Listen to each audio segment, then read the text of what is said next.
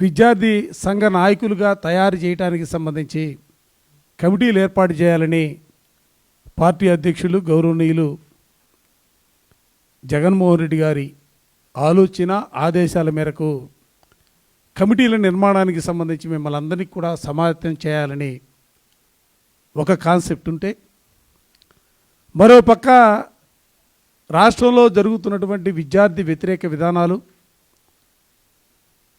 Fee reimbursement విధానానికి సంబంధించి 7 మాసికాలు ప్రభుత్వం విడుదల చేయనటువంటి పరిస్థితులు ఒక పక్క ఉన్నాయి. మరోపక్క దీవెన లేదు, వసతి దీవెన లేదు, ఏ కార్యక్రమాలు కూడా రాష్ట్రంలో కొనసాగట్ల. పార్టీకి ఉన్నటువంటి అన్ని విభాగాల కంటే కూడా విద్యార్థి విభాగం చాలా పవర్ఫుల్ విభాగంగా నేను ఎప్పుడు కూడా భావిస్తూ ఉంటాను.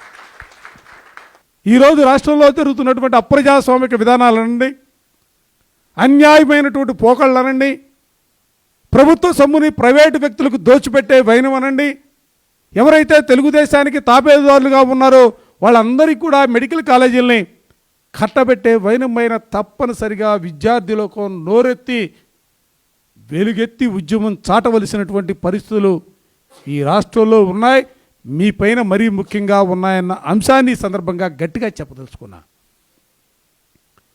ఈ సందర్భంలో ఇంకో మాట కూడా చెప్పాలా, నేను ఎందుకు మిమ్మల్ని అందరినీ కూడా ఇంత గట్టిగాను ఈ విధంగా మాట్లాడుతున్నట్టే, నేను కూడా మీలానే విద్యార్థి సంఘంలో ఆ రోజు రాజశేఖర రెడ్డి గారి నాయకత్వంలో నేను కూడా ఒక కార్యకర్తలాగా మీలాగే కింద కూర్చొని నాయకులు మాట్లాడుతూ ఉంటే నేను కూడా ప్రసంగాలు విన్నటువంటి పరిస్థితులు.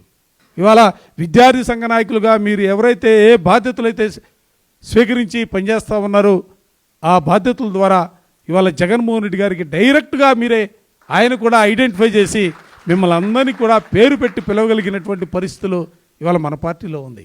మెడికల్ కాలేజీలు ప్రైవేటీకరణ చేయాలనే ఆలోచన విరమించుకున్నారు. దాని పర్యావసానం ప్రభుత్వమే కుప్పకూలిపోయిందనే భావనని మనం చరిత్రలో చెప్పుకునే విధంగా ఈనాటి విద్యార్థి నాయకులుగా ఉన్నటువంటి మీరందరూ కూడా సారథులుగా ఉండాలా.